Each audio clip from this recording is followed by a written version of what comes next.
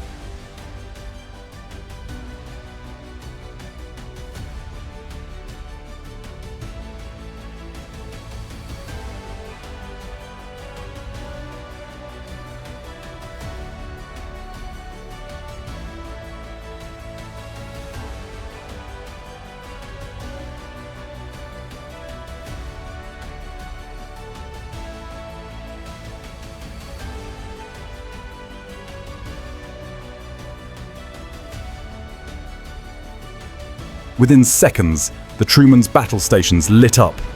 Officers shifted communications to backup channels.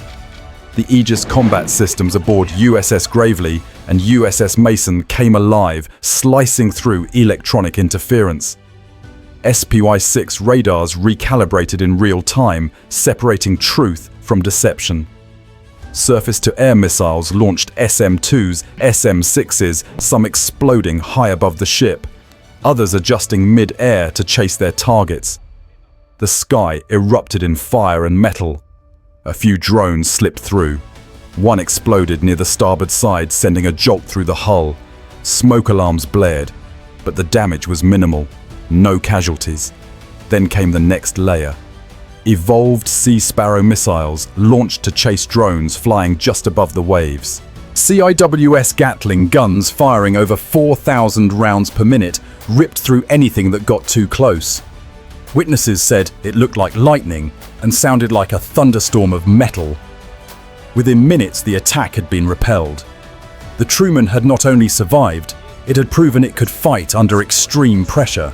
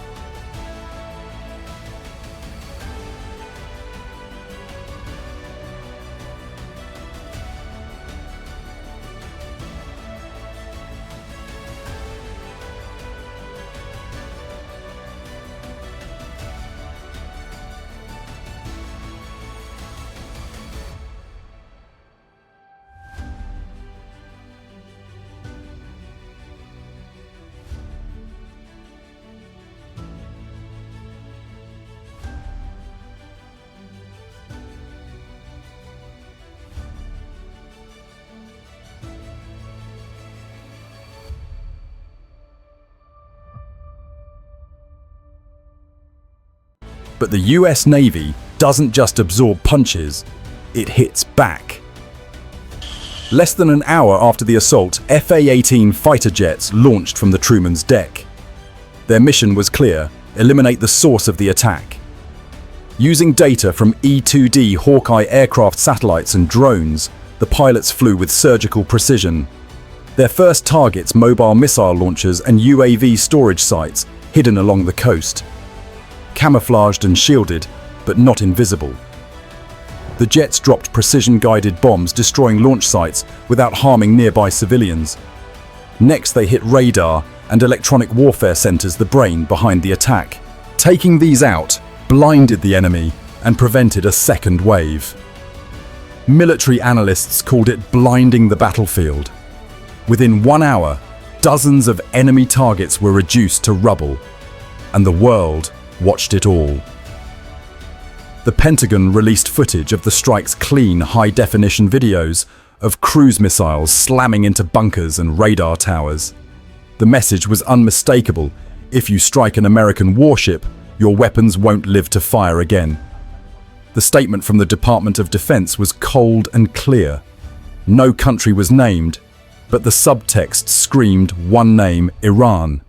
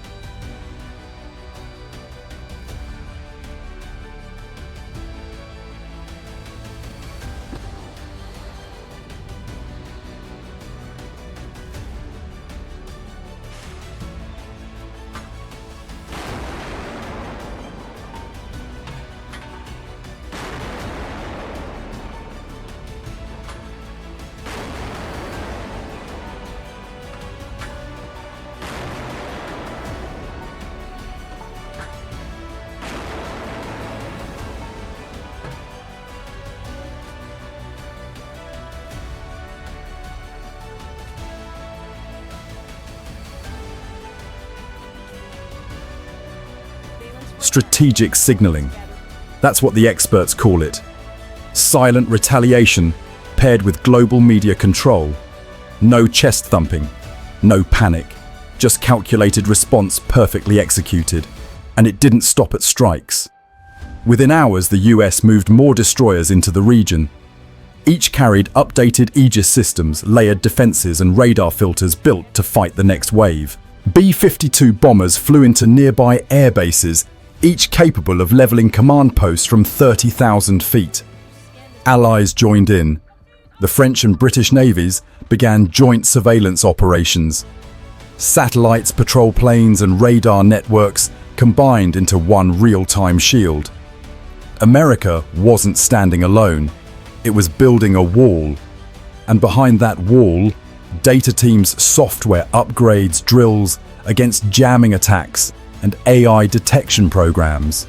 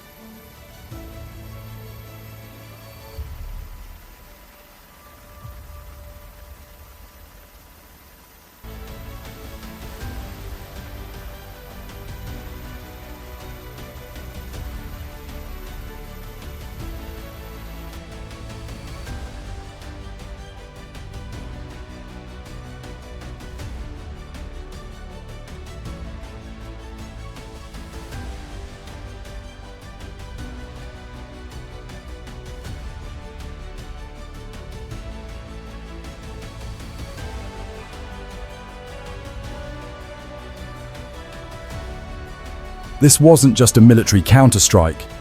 It was a full-spectrum response, military, digital, psychological. The attack had failed, but it exposed a chilling truth. The new battlefield isn't just steel and missiles. It signals algorithms and cyber weapons. The attackers didn't just want to sink a ship, they wanted to blind it, confuse it, and delay its decisions. Reports suggest SPY-6 radars were momentarily disabled. That's not something a ragtag militia can pull off. This was state-level coordination. That's why experts believe Tehran was involved, even if unofficially. And that raises another fear. If proxies can now use electronic warfare tools, even the most advanced fleets are vulnerable. The Truman's success was impressive, but future attacks may be even more sophisticated. That's why the US Navy is shifting fast. Radar upgrades, jamming-resistant comms, drills for blind combat, backup protocols when everything else goes dark. America isn't backing down, it's evolving.